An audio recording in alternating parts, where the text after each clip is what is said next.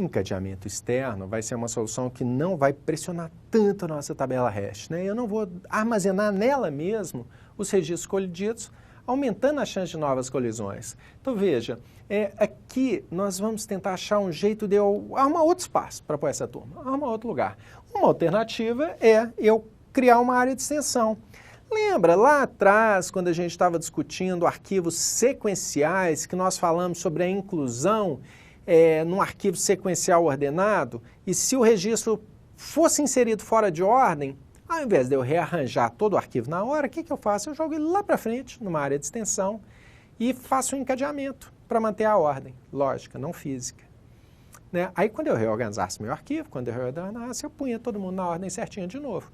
Nós vamos fazer aqui uma coisa bem parecida. Então veja, mandei o registro 1 para o endereço 2, está lá, coube, estava vazio. Mandei o registro de código 2 para o endereço 8, estava vazio, perfeito, ficou lá. Mandei o registro de código 3 para o endereço 5, beleza, vazio. Aí começa a ter colisão. Então aí chega o cara de código 4 e quer ir lá para o 5, mas está ocupado. Ao invés de eu tentar achar um espacinho para ele aqui, o que eu faço? Eu crio uma área nova, chamada área de extensão, e nela eu ponho o novo registro código 4, lá com o endereço no arquivo de dados desse cara, né? E faço um link para cá, né? Então, toda vez que eu chegar num ponto colidido, eu jogo na extensão e faço um link. Aí você vê que todos os meus registros no índice têm esse campo próximo, esse link para o registro que viria também naquele mesmo endereço. Olha só, o registro código 5 queria ficar lá no 2, mas não deixei. Então, eu coloco ele na próxima posição da minha área de extensão e faço o encadeamento lá daqui para o 11. Aí eu acho lá o registro código 432, no endereço 432 lá no arquivo de dados e digo que a lista termina ali. Se eu tivesse mais registros para esse mesmo endereço, bastaria eu alterar esses links para deixar mais gente ficar ali na lista encadeada de cada uma das possíveis respostas, né, da função hash, para cada um dos possíveis endereços iniciais. Está vendo? Uma solução simples, que cresce de acordo com a necessidade, então não tem chance da minha tabela hash ficar lotada, sabe? Se de repente eu armazenei 10 vezes mais registros na tabela do que ela comportava, não tem problema, eu vou criando lista encadeada. Não vai ser uma estrutura eficiente, né? Nós temos outras soluções para tabelas hash que crescem, tá bom? Mas funciona.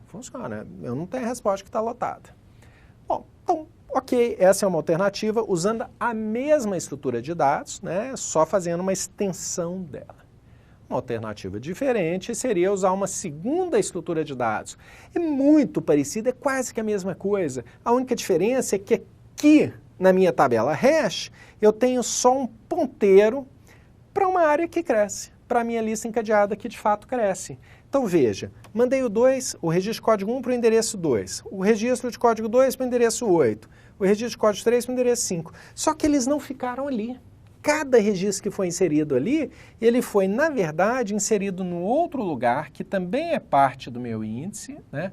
Na verdade, o meu índice é composto por esses dois arquivos, e lá sim foi armazenado. Então o registro de código 1, ele apontou para o endereço 2 aqui, mas esse 2 tinha a cabeça de uma lista encadeada, que tinha lá o código 1, endereço 0 lá no arquivo de dados, e na sequência vinha aqui o 4, ó, o código 4, aqui foi o código 5, né? O código 5 também foi mandado para o endereço 2, aí ele percebeu aqui que a lista começava no endereço 0 desse segundo arquivo, e aqui estava ocupado, então ele insere no fim do arquivo, aqui no endereço 4, faz o link e encaixa o repetido aqui, né?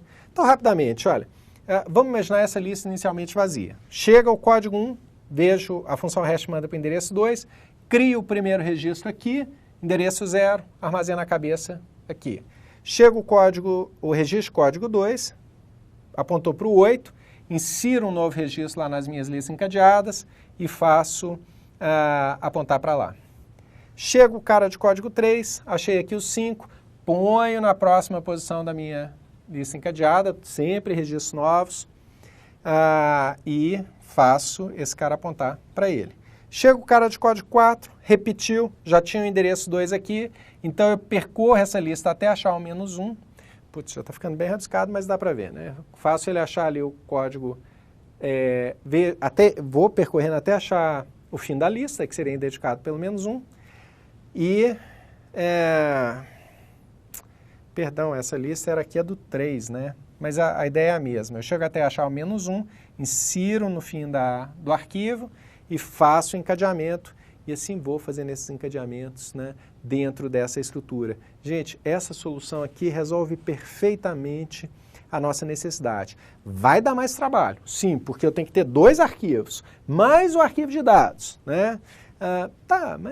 Mas aqui ela cresce de acordo com a minha necessidade, eu não preciso ficar preocupado com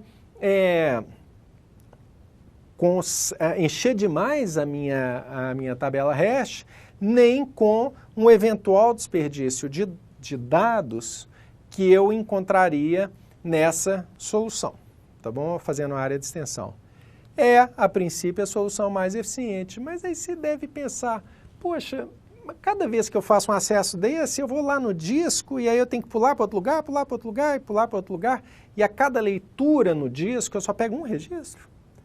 Não, a gente pode melhorar. Vamos ver como é que funcionam os buckets? Próximo vídeo, fica aí.